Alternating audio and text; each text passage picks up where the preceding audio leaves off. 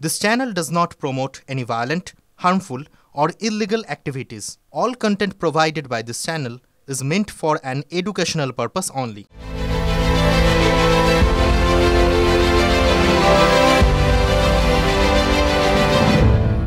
তখনও সন্ধে হব হব করছে আর সেই গধূলিকালে দাঁড়িয়ে অন্ধকার কাটিয়ে আলোয় ফেরার ডাক দিল প্রতিবাদ। জাস্টিস ফর আরজি কর। প্রতিবাদের একটাই স্বর, সব সুর আজ মিলেমিশে একাকার হয়ে গেল রাজপথে। ছুটির রোববার আজ ছুটি নেয়নি, উল্টে পথে প্রতিবাদে আওয়াজ তুলেছে আরো বেশি করে।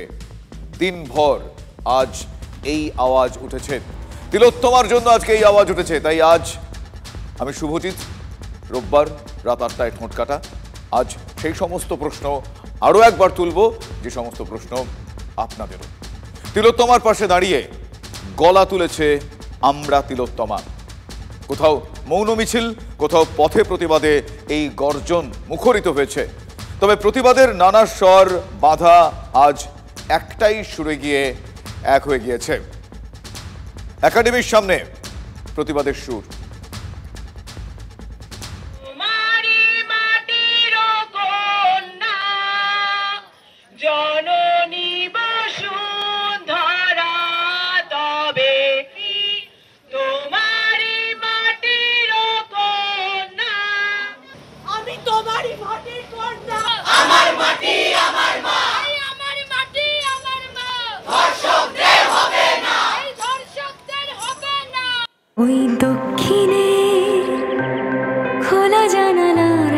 গাঙ্গুলি গ্রুপ আপনার পছন্দ বোঝে।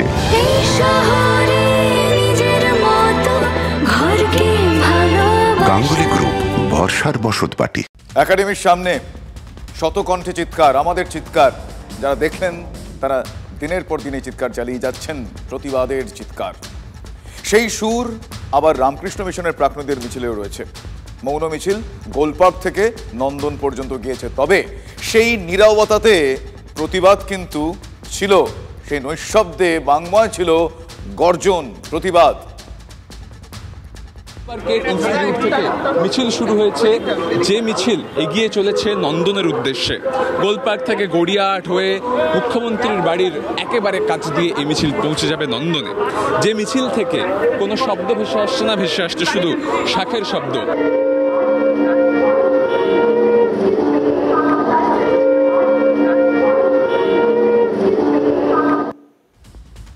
বিচার চায় তিলোত্তমা, তিলোত্তমার জন্য বিচার। বিচার পাবেই তিলোত্তমা, বিচার পেতেই হবে। তিলোত্তমার জন্যই আজ রাজপথে আমরা তিলোত্তমা। হ্যাঁ, আমরা তিলোত্তমা এই ব্যানারে রাজপথে আজ প্রতিবাদ গর্জে উঠেছে। দেখুন।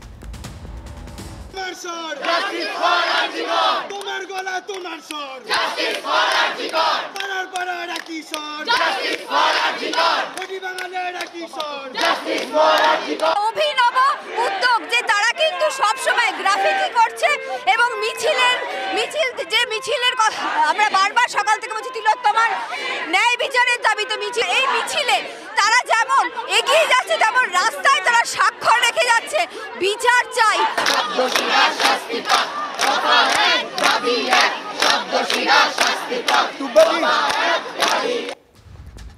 We want justice। আর সেই দাবি নিয়েই রাজপথে নাগরিক সমাজ নেমেছে। অচেনা অনেক মুখের সঙ্গে সেই প্রতিবাদে চেনা মুখেরাও ছিল। বিচার চেয়ে তারাও পথে নেমেছেন বিচারের দাবিতে। তিলোত্তমার জন্য বিচার চাই।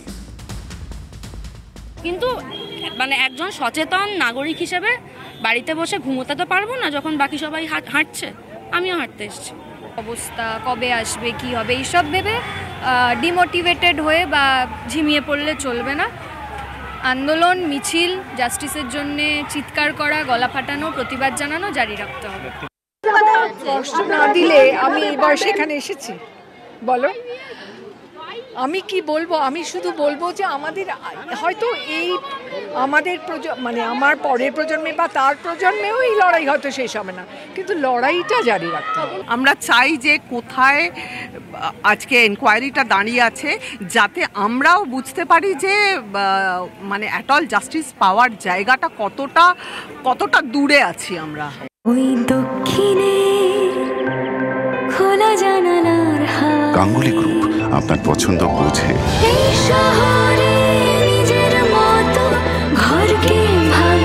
গাঙ্গুলি গ্রুপ, ভরসার বসতবাটি।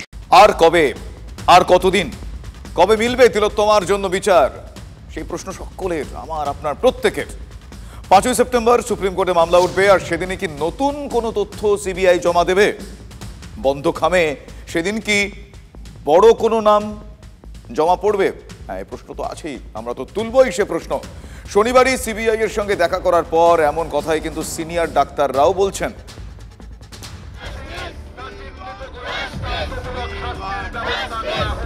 শনিবার রাজপথে চিকিৎসকরা, মেডিকেল কাউন্সিল থেকে সিজিও কমপ্লেক্স পর্যন্ত মিছিল। WBMC West Bengal medical council থেকে সিজিও কমপ্লেক্স পর্যন্ত সুদীর্ঘ পথ মিছিল করে তারা আসেন, সিবিআইয়ের প্রতিনিধির সঙ্গে কথা বলেন এবং সেই বৈঠক শেষে চিকিৎসকদের প্রতিনিধি দল তারা জানালেন যে তারা সিবিআইয়ের কাছ থেকে সদর্থক সাড়া পেয়েছেন। ওনারা বলেছেন, আমাদের আশ্বস্ত করেছেন that we are trying our best, we hope we can give you some good results very soon. যে হেলথ সেক্রেটারি নিজের কি প্রসঙ্গ ছিল, কমিশনার অফ পুলিশ ছিল, আমাদের মেডিকেল কাউন্সিলের যিনি প্রেসিডেন্ট ছিলেন, মেডিকেল কাউন্সিলের ভাইস প্রেসিডেন্ট, মেডিকেল কাউন্সিলের member, medical penal and ethical কমিটির মেম্বার, এরা সারাদিন ওখানে কেন উপস্থিত ছিলেন তার যুক্তিগ্রাহ্য কারণ আমরা আগেও বুঝতে পারিনি, এখনও বুঝতে পারছি না। এই সব নামগুলি আমরা বলে এসেছি। একের পর এক মিথ্যে পাহাড় যে সাজিয়ে তুলছে, কেন? সেটা এই কোনো বড় কাউকে বাঁচাবার জন্য? ধেড়ে থেকে নেংটি সবই আছে, ধেড়েতম থেকে নেংটিতম দীর্ঘ তালিকা দিয়ে আসা হয়েছে। সেখান থেকে কারা কাদের আশু তদন্তের প্রয়োজন সেগুলোও মার্ক করে দেওয়া হয়েছে। অপেক্ষা 5 তারিখের, সেদিনে কি বন্ধ খামে জমা পড়বে বড় নাম? সিবিআই এর যে বন্ধ খাম, সেই বন্ধ খামে কি কোনো রাঘব বোয়াল সামনে আসবে? আমরা যারা তিলোত্তমার সুবিচারের আশায় অধীর অপেক্ষায় রয়েছি না, যারা ভাবছি আমরা এ কোনো সঞ্জয় রায়ের একার কম্য নয়, পিছনে আরো কেউ বা কারা আছে, সঞ্জয় কেবল স্কেপগোট, বলির পাঁঠা, আরো 4টে দিন ধৈর্য ধরে রাখতেই হবে। সুবিচার আমরা প্রত্যেকেই চাই, কম বেশি প্রত্যেকেই চাই বলে আমাদের দৃঢ় বিশ্বাস। পুলিশ যেখানে শেষ করেছিল, তারপর ওই কদিনে তিলোত্তমার ধর্ষণ, খুন, এই তদন্ত কত দূর এগোলো? কোনো মিসিং লিঙ্ক, এই তদন্তে কোনো মিসিং লিঙ্ক সিবিআই এর হাতে এলো কিনা, পুলিশ কাউকে আড়াল করেছে কিনা, 5ই সেপ্টেম্বর সুপ্রিম কোর্টে তার খানিক আভাস আমরা পেতেই পারি, এ বিশ্বাস রাখি, আশা করা যায়। কিন্তু তার আগে আমরা যারা নাগরিক সমাজ, পুলিশকে কি ভিলেন বানিয়ে দিয়েছে প্রশ্ন তুলব, কারণ বেশ কিছু ক্ষেত্রে প্রশ্ন তুলতে আমরা বাধ্য হচ্ছি, বেশ কিছু ক্ষেত্রে এ প্রশ্ন উঠছে, পুলিশ কি সফট টার্গেট?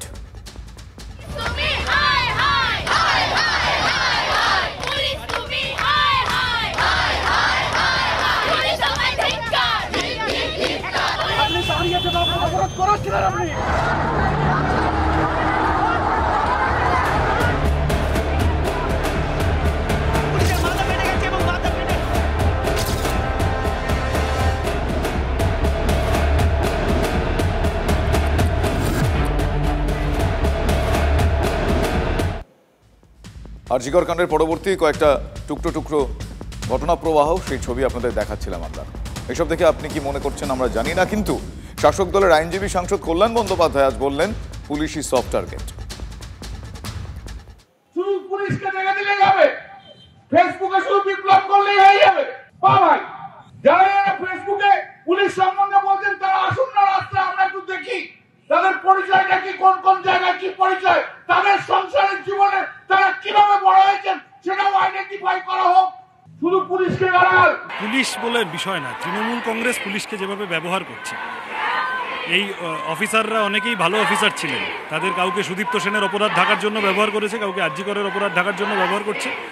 ফলত টার্গেটটা প্রশাসন, সরকার, এটা পুলিশের ঘাড়ে চাপিয়ে কল্যাণ ব্যানার্জিরা ছেড়ে দিলে হবে না। প্রশ্ন, কেন এই পরিস্থিতি হলো বলুন তো? অবিশ্বাসের বাতাবরণেই পুলিশ সফট টার্গেট কি? এই অবিশ্বাস, পুলিশে এই যে অনাস্থা দেখতে পাওয়া যাচ্ছে এখন, আচ্ছা এই অনাস্থা, এই অবিশ্বাস কি একদিনে আসতে পারে? শুধু আরজিকর, এই আরজিকরের সাম্প্রতিকতম নক্কারজনক ঘটনা, এই কাণ্ডকে সামনে রেখেই কি এই পরিস্থিতির শিকার হতে হচ্ছে পুলিশকে?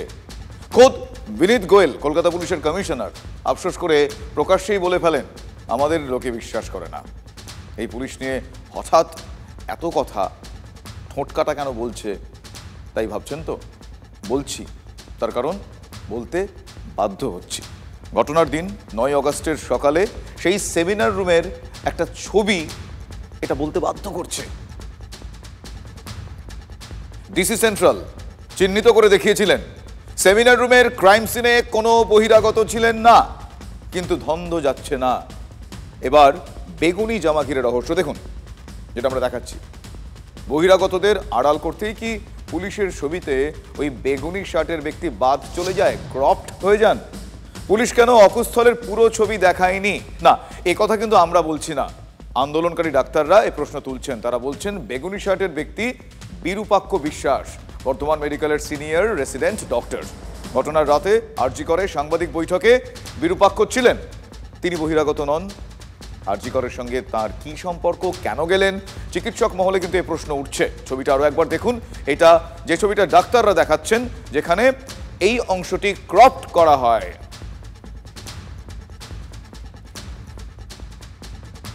ছবি এখানে ভাইরাল হয়েছে, পোস্ট হয়েছে, আমরা দেখতে পাচ্ছি। সেই ছবিতে অনেকেরই ছবি আমরা দেখতে পাচ্ছি, অথচ পুলিশ কমিশনার যে ছবি এখানে প্লেস করছে সেখানে দেখা যাচ্ছে বেশ কয়েকজনের ছবি কেটে বাদ দেওয়া হয়েছে এবং সে আমরা মনে করি যে তাদেরকে আড়াল করা হচ্ছে। এখানে ডিপ কালার চেক শার্টওয়ালা ছবি যেখানে ছিল, যাদের নাম উঠে আসছে যে এরা ফ্যাক্ট সাপ্রেস করার জন্য সেখানে গিয়েছিল, তাদের মধ্যে কেউ হতে পারে। দেখা যাচ্ছে একজনের হাত কাটা, হাত ছাড়া শরীরের বাকি অংশটা দেখা যাচ্ছে না, এবং খুব গভীর সন্দেহ, সেই হাইলি সাসপিসিয়াস সিনেমার ভাষায়, যে ওইটা হচ্ছে যে বিরূপাক্ষ বিশ্বাস হওয়ার খুব সম্ভাবনা রয়েছে এবং সামনে অভিজ্ঞকে দেখা যাচ্ছে। তারপরে তাদেরকে আড়াল করতে চাইছে, তাহলে এরা তো চিহ্নিত ক্রিমিনাল। আরজি করে ছিলেন না এটা অস্বীকার করেননি বিরূপাক্ষ, তবে জোর গলায় দাবি করছেন ক্রাইম সিনে তিনি ছিলেন না। বিরূপাক্ষর সঙ্গে ফোনে কথা হয়, তিনি কি বলছেন শোনাবো আপনাদের এক্ষুনি। সেমিনার রুমে দেখা যাচ্ছে বেগুনি কালারের জামা, চেক, বেল্ট, প্যান্ট, খাকি এক ব্যক্তিকে, যিনি একদম অকুস্থলে দেহ থেকে 2-1 ফুট দূরে দাঁড়িয়ে রয়েছেন। আমি সেমিনার রুমটা কোথায় সেটাই জানি না, সংবাদ মাধ্যমের সূত্রে জানতে পেরেছি সেটা নাকি এমার্জেন্সি বিল্ডিং এ, প্রথম কথা। দ্বিতীয় কথা, WBMC থেকে যে টিমটি গিয়েছিল সেই টিমটি মেডিকেল কলেজে, মানে আরজি মেডিকেল কলেজে সেই দিন অনেকটা দূরে, মানে যেখানে জমায়েত ছিল সব জায়গায়, সেখানে দাঁড়িয়েছিল। আর আমাকে নিয়ে যারা অভিযোগ তুলছে, যতদূর আমি জানি যে কোনো অভিযোগই নেই। সেই দিন যখন গিয়েছিলাম সময়টা হলো 2টো থেকে 3টের মধ্যে, ছিলাম একদমই বাইরে মানে যেখানে জমায়েত ছিল।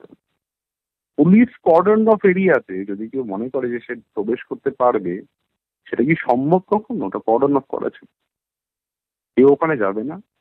আর আমি মানসিক ভারসাম্যহীন নয়, আমি জানি যে কোনটুক কি করতে হবে, কোনটুক কি না করতে হবে। শুনলেন, বিরূপাক্ষ বলছেন তিনি ক্রাইম সিনে ছিলেন না। তাহলে বেগুনি শার্ট পরা ওই ব্যক্তি কে? যদিও শার্টের মিল দেখে আন্দোলনকারী ডাক্তাররা বলছেন ওটা বিরূপাক্ষ, তারা এই দাবি করছেন। তর্কের খাতিরে আত্মপক্ষ সমর্থনে বিরূপাক্ষ এই প্রশ্নও তুলতে পারেন, দুজনের শার্টের রং এক হতে পারে বা এক হতে পারে না, হতে পারে। তাহলে সেই দ্বন্দ্বটা কোন জায়গায় এক্সিস্ট করছে? বিরূপাক্ষ না যদি হয়ে থাকেন, যদি আমরা যাকে দেখালাম যে ছবি, মানে আমরা বলছি না, আমরা সেই ছবি দুটো দেখালাম, আন্দোলনকারী চিকিৎসকরা যে ছবি দেখাচ্ছেন এবং ডিসি সেন্ট্রাল তিনি দেখিয়েছিলেন ছবিটা, তারা বলছেন একই ছবি, কিন্তু একটা অংশ ক্রপ, বাদ নেই। সেই যে অংশটা ক্রপ সেখানে একটা কোনোই দেখা যাচ্ছে, এবং তারপর পুরো ছবি দেখি তারা বলছেন যে বেগুনি রঙের জামা পরা যিনি আছেন তিনি বিরূপাক্ষ। যদি তিনি বিরূপাক্ষ না হন, তাহলে তিনি কে? কার রহস্যময় উপস্থিতি? নাকি তিনি পুলিশেরই কেউ? এ প্রশ্ন তো ঠোঁটকাটা তুলবেই। আপনাদের প্রশ্ন। মিথ্যার নিয়মই হলো, মিথ্যাকে যত ঢাকতে যাওয়া হয় তত আরও নতুন করে মিথ্যা বেরিয়ে পড়ে।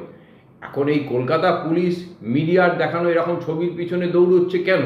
কারণ হচ্ছে তার নিজের মধ্যে একটা অপরাধ এবং অপরাধ বোধ, তাকে চাপার প্রবণতা, এইটা কাজ করছে খুব স্বাভাবিকভাবেই। আবার সেইটা করতে গিয়ে ছবিটাকে ক্রপ করে দেখানো হচ্ছে, সেখানে আরও মিথ্যা ধরা পড়ে যাচ্ছে।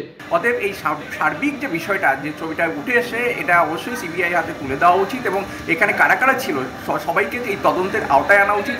এদেরকে পুলিশ আড়াল করতে চাইছে। আমি জানি না পুলিশের অফিসার যারা এর সাথে যুক্ত হচ্ছেন তারা কি করে নিজের পরিবারের কাছে মুখ দেখাবেন। বুঝতেই পারছেন, খুব স্বাভাবিক, কোনো রকেট সায়েন্স নয় এটা বুঝতে পারা যে কিভাবে অবিশ্বাসের বাতাবরণ তৈরি হচ্ছে। চিকিৎসক মহলের দাবি অনুযায়ী এই বিরূপাক্ষ অভিজ্ঞদেরা কিন্তু আরজি করের প্রাক্তন প্রিন্সিপাল সন্দীপ ঘোষের অতি ঘনিষ্ঠ। লাল জামা পরা ব্যক্তির পরিচয় চিকিৎসক সংগঠন থেকে গতকালই জানানো হয়েছিল। তিনি যে কোনো ফিঙ্গারপ্রিন্ট এক্সপার্ট নন, এসএসকেএম সার্জারিতে পোস্ট গ্র্যাজুয়েট করছেন, ফলে তারা আরজি করে কি করছিলেন এ প্রশ্ন উঠছে। সিজিওয়ে সন্দীপের এই দুই ঘনিষ্ঠের তলব না পড়লেও ইতিমধ্যে বার কয়েক জিজ্ঞাসাবাদের মুখে পড়তে হয়েছে দেবাশিস সোমকে। দেবাশিস ঘনিষ্ঠ বলেই ওই ফরেন্সিক মেডিসিনের চিকিৎসককে সেদিন আরজি করে ডেকে আনা হয়েছিল কিনা, সেমিনার রুমে তিনি কি করছিলেন সেই প্রশ্নও আন্দোলনরত চিকিৎসকরা তুলছেন। ক্রাইম স্পটের ছবিতেও তাকে দেখা গিয়েছে। সিবিআই এর রেডারে থাকা দেবাশিস সোম এখন গুরুতর অসুস্থ। শহরের এক বেসরকারি হাসপাতালে আইসিইউতে সংকটজনক অবস্থায় তিনি চিকিৎসাধীন রয়েছেন। শনিবার রাতে রক্তের শর্করার মাত্রা বেড়ে যাওয়ায় হাসপাতালে ভর্তি করা হয় তাকে। ম্যারাথন জিজ্ঞাসাবাদের ধকলে কি সুগার, রক্তের শর্করার পরিমাণ বেড়ে গিয়েছে দেবাশিস বাবুর? এ প্রশ্ন তুলছি তার কারণ নিঃসন্দেহে একটা চাপ তো বটেই, আর চাপ, মনে চাপ হলে শরীরে তার প্রভাব পড়বে, এই কথা তো আমরা যে কেউ জানি। রাজ্যের চিকিৎসক মহলের একটা অংশ মনে করছেন আরজি করের দুর্নীতির সঙ্গে তিলোত্তমা ধর্ষণ খুনের যোগসূত্র থাকলেও থাকতে পারে, আর সেই যোগসূত্র খুঁজতে সন্দীপকে রোজই সিজিও কমপ্লেক্সে ডেকে জিজ্ঞাসাবাদ করছেন সিবিআই এর গোয়েন্দারা। পলিগ্রাফ টেস্টও হয়েছে। সিবিআই কেন সন্দীপকে এখনো ছেড়ে রেখেছে, গ্রেফতার করছে না, সে প্রশ্ন তুলছেন আন্দোলনরত ডাক্তাররা। এমনকি তৃণমূলের সেনাপতি পর্যন্ত দলের ছাত্র সংগঠনের সবাই একই প্রশ্ন তুলেছেন। আপনারা মনে করুন, সিবিআই কি তাহলে সঠিক সময়ের অপেক্ষা করছে? আর্থিক দুর্নীতির হদিশ পেতে আজও নিজামে তলব পড়েছিল আরজি করের অ্যাকাউন্টস ডিপার্টমেন্টের দুই অফিসারের। তাহলে সিবিআই কিন্তু বসে নেই। সন্দীপকে এখনো ছেড়ে রেখে এক প্রকার আটঘাট বুঝে নেওয়ার চেষ্টা করছেন, মানে আটঘাট বাঁধছেন আমরা বলি না, সেরকম একটা বিষয় কিন্তু ঘটাচ্ছেন কেন্দ্রীয় গোয়েন্দারা, এমনটাই মনে হচ্ছে, অনুমান।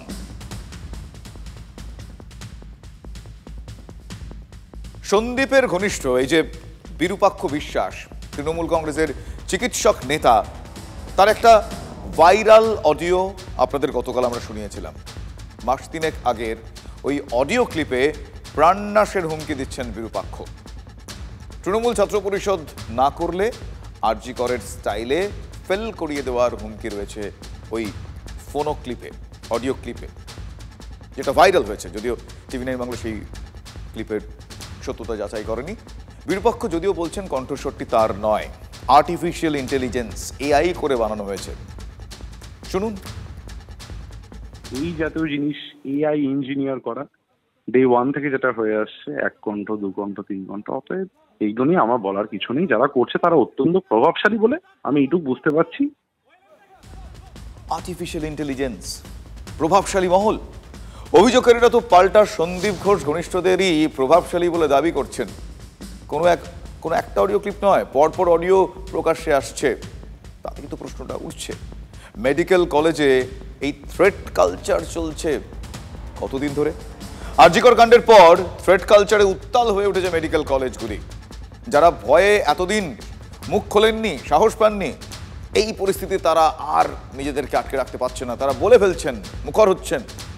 বক্তব্য কি তাদের? বক্তব্য স্বাস্থ্যক্ষেত্রে বলা ভালো, ছড়ি ঘোরানো ডাক্তারদের, মানে যাদের সেই মাথায় কোনো আশীর্বাদের হাত রয়েছে, প্রভাব রয়েছে, তাদের কথা না শুনলে পরীক্ষায় ফেল করানো থেকে শুরু করে পোস্টিং, সব কিছু থেকে তাদেরকে বঞ্চিত হতে হতো, ফেল করিয়ে দেওয়া হতো, অন্যত্র পোস্টিং করে দেওয়া হতো, মানে মেধার কোনো দাম নেই। প্রমাণ হিসেবে টিভি9 বাংলার হাতে কিছু ভিডিও জুনিয়র ডাক্তাররা তুলে দিয়েছেন। হ্যাঁ, তারা আমাদের বিশ্বাস করেছেন, তার কারণ আমরা সত্যের সঙ্গে প্রথম থেকে ছিলাম, আছি, হ্যাঁ থাকবো। শুরুটা হচ্ছে উত্তরবঙ্গ বিশ্ববিদ্যালয়ের ছবি দিয়ে। একবার ছবিটা দেখুন, তারপরে বলছি। দেখুন ছবিটা, মোবাইল নিয়ে অভিক দে ঘুরছেন, ভালো করে দেখুন। পরীক্ষার্থীদের উত্তরও বলে দিচ্ছেন। এই ছবিটি 2023-এর 26শে মে। দেখুন ভালো করে, বিস্ময়কর নয়? পিঠে হাত দিয়ে কানে শুনে তিনি হেল্প করছেন, কোট আনকোট হেল্প। অভিজ্ঞ কিন্তু উত্তরবঙ্গ বিশ্ববিদ্যালয়ের ফ্যাকাল্টি নন, এক্সামিনারও নন। তখন তিনি বর্ধমান মেডিকেলের সঙ্গে যুক্ত, কিন্তু তিনি উত্তরবঙ্গে পরীক্ষা কেন্দ্রে গিয়ে পরীক্ষার হলে এরকম বহিরাগত হিসেবে ঢুকে পড়েছেন। কি করে ঢুকলেন প্রশ্ন উঠছে। উপাচার্যর উপস্থিতিতে বহিরাগত অভিজ্ঞের এমন ভূমিকা কি করে হলো, এ বিস্ময়কর প্রশ্ন আমি টোটকাটা আরও একবার করলাম। আরও একটা ছবি দেখাই, দ্বিতীয় ছবি। এটা হচ্ছে সাগর দত্ত মেডিকেল কলেজের। দেখুন ছবিটা। পরীক্ষার সময় মোবাইল ফোন দেখে উত্তর লিখছেন পরীক্ষার্থীরা। ভবিষ্যতের ডাক্তারেরা, এরা পরীক্ষায় এভাবে পাশ করলে তারা ভবিষ্যতে ডাক্তার হবেন। তাদের কাছে রোগীদের যেতে হবে চিকিৎসার জন্য। বিস্ময়কর লাগছে না আপনাদের এই ছবি দেখে এবং ভেবে? অভিযোগ, তৃণমূলের চিকিৎসক নেতাদের উপস্থিতিতেই দেদার টোকাটুকি চলছে, গণ টোকাটুকি। এবার ধরুন কেউ বাধা দিচ্ছেন, সেটা আপনারা যেরকম যারা দেখছেন এই মুহূর্তে, যারা ছবি দেখলেন, তারা যেরকম অনেকে রেগে যাচ্ছেন, যাদের সেই সংবেদনশীল বিবেক রয়েছে, যেরকম ঠিক আমাদেরও রাগ হচ্ছে, এরকম কেউ ধরুন বাধা দিতে গেলেন, তাহলে কি হয় সেটাও দেখুন। প্রিন্সিপাল পরীক্ষার হলে নকলে বাধা দিয়েছিলেন, জোর করে কলেজে টাকা তোলাতেও তার আপত্তি ছিল। ফলস্বরূপ প্রিন্সিপাল অফিসে বাইরে থেকে তালা ঝুলিয়ে দেওয়া হচ্ছে, বিচ্ছিন্ন করে দেওয়া হচ্ছে বিদ্যুৎ সংযোগ। নিজের চোখে দেখুন সেই ছবি। এখানে নেতৃত্বকে কে নেতৃত্ব দিচ্ছেন? বিরূপাক্ষ বিশ্বাস। দেখুন দেখুন, দেখা প্র্যাকটিস করুন, দেখার আরো বাকি আছে, ভাবা তো পরে, আগে দেখি আমরা। দেখুন ফেল করা ডাক্তারদের পাশ করিয়ে দেওয়ার ছবিটা একবার দেখুন। ঘটনা 2024-এর মার্চ মাসের, কোচবিহারের MJN মেডিকেল কলেজ। অভিযোগ করে বদলি হয়েছিলেন সেই সময়কার ইনচার্জ তনয় মোহান্ত। তনয় একটা ফোনো বাইট আপনাদের শোনাই ছিল, তো সেগুলো পরীক্ষার দিন শেষের দিনে উনি এসে ওই সমস্ত বলছিলেন যে সমস্ত ছেলেকে নাম্বার বাড়াতে হবে, করতে হবে। তো আমরা বললাম যে যেটা আমরা করেছি, আমি আমার কলিগ ছিলেন, তো উনি বললেন না স্যার এটা কি করে হয়, এটা তো হবে না। তো উনি প্রভাবিত করার চেষ্টা করেছিলেন, তো তারপরে ওটাকে না করাতে বলেছে, ঠিক আছে তোরা যদি না করিস তাহলে ইউনিভার্সিটি থেকে পাস করে যাবে, তোদের কম্পালসারি ওয়েটিং হবে, বিভিন্ন রকমের থ্রেট দিচ্ছিলেন। ফলে বুঝতেই পারছেন সন্দীপ ঘনিষ্ঠ এই বিরূপাক্ষ, এই অভিজ্ঞদের খুঁটির জোর কতটা, ওই যে বলে না প্রভাব কতটা। কেন চিকিৎসক মহলের একাংশ সরব হয়েছেন, সেটা তো এই সময় সে প্রশ্নটা অত্যন্ত প্রাসঙ্গিক, গুরুত্বপূর্ণ, আমরা না করে ছাড়বো না। শুনুন। মেডিকেল শিক্ষার ক্ষেত্রে গত 4-5 বছর ধরে টোকাটুকি এবং অন্যান্য দুষ্কর্মের যে একটা চক্র তৈরি হয়েছে, এবং সেই চক্রই আজকে দাঁড়িয়ে যে দুর্বৃত্তগুলো আমার মনকে কেড়ে নিয়েছে, এই রকম দুঃখজনকভাবে তাদের একই যে মাথা, একই যে রাসের জায়গা, সেইটা আজকে ভাবনা চিন্তা করার সময় প্রত্যেকের সামনে এসছে। আমাদের দাবি কলেজের ভিতরে সমস্ত জায়গায় সমস্ত গণতান্ত্রিক পরিবেশ গড়ে তুলতে হবে, তাহলে এবং সমস্ত জায়গার সমস্ত কমিটিতে গণতান্ত্রিক প্রসেসের মাধ্যমে আমাদের স্টুডেন্ট রিপ্রেজেন্টেটিভ থেকে শুরু করে ডক্টরস রিপ্রেজেন্টেটিভ সিলেক্ট করতে হবে, যাতে এই ধরনের যে কালচার তৈরি হয়েছে সেই কালচারকে আমরা বন্ধ করতে পারি। কিন্তু চাইলেই কি এই গড়ে ওঠা কালচার, মানে এতদিন ধরে চলে আসা কালচার রাতারাতি বন্ধ হয়? এত হইচই, এত কিছুর মধ্যেও এবার হুমকির মুখে বর্ধমান মেডিকেলের জুনিয়র ডাক্তারেরা। আন্দোলনকারীদের হস্টেল থেকে বের করে দেওয়ার হুঁশিয়ারি দেওয়া হচ্ছে। ভাবুন, ওই যে বললাম কালচার লাগাতার চলছে, ফলে কেউ কিছু বললে, মানে ফোঁস করলে বা ফিস করলেও এই হুঁশিয়ারি আসছে। হুমকি ধুমকি থ্রেট দেওয়ার এই দুঃসাহসটা পায় কোথা থেকে? পাস ফেল, অনার্স ফেল করিয়ে দেওয়া, হোস্টেলের বেড, এই যে একটা দুঃশাসনের চক্র বিভিন্ন কলেজে গজিয়ে উঠেছে। নিশ্চয়ই তার সেখানে আমার দায়িত্ব আছে, তাদেরকে যেন আতঙ্কে না থাকে সেটা নিশ্চয়ই আমি দেখছি। খাস কলকাতার SSKM হাসপাতালে আন্দোলনকারী চিকিৎসকদের ভয় দেখানোর এরকমই একই অভিযোগ উঠছে। তাদের কথা শোনাবো আপনাদের।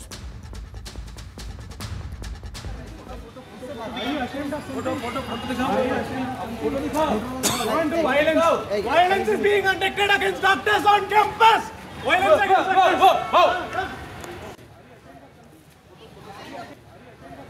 দেখলেন, শুনলেন তাদের অ্যাম্বিয়েন্স, কি বুঝলেন? তাহলে এই থ্রেডটাই কি এখন কালচার হয়ে গিয়েছে? এ প্রশ্ন আরো একবার তুলল টোটকাটা আপনাদের হয়ে।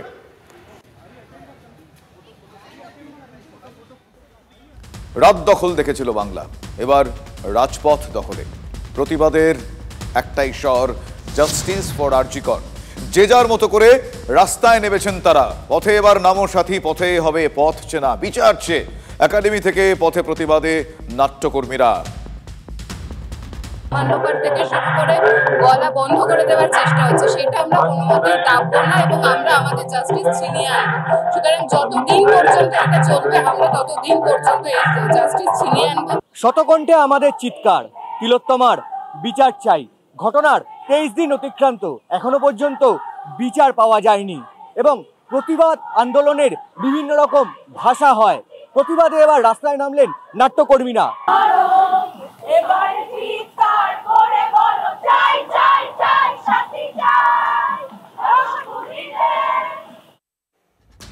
দিনের পর দিন ওরা চিৎকার করে চাই চাই চাই বলে যাচ্ছে, বিচার চাই।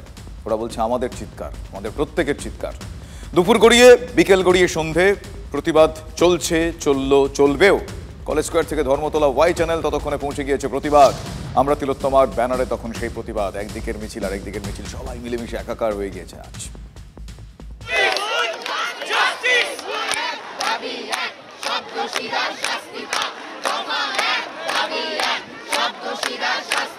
দাবি এক, নির্যাতিতার বিচার হলো। সেই বিচারের দাবিতেই তো তারা পথে নেমেছিল।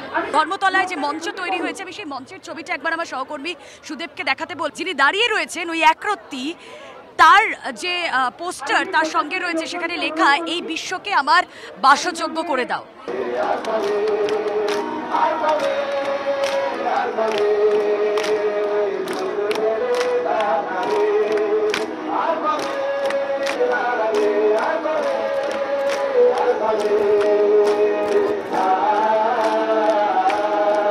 দুষ্কৃতী থ্রেট করছে, আমাকে বলছে আমার বাবা মা তুলে গালাগালি করছে, হ্যাঁ বলে নানা রকম রাজনৈতিক কথাবার্তা তুলছে, নিয়ে একটা দলাদলির মধ্যে ফেলার চেষ্টা করছে।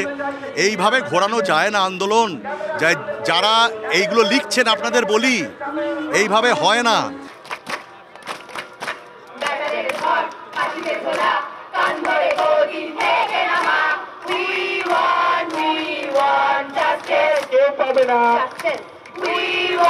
We want justice.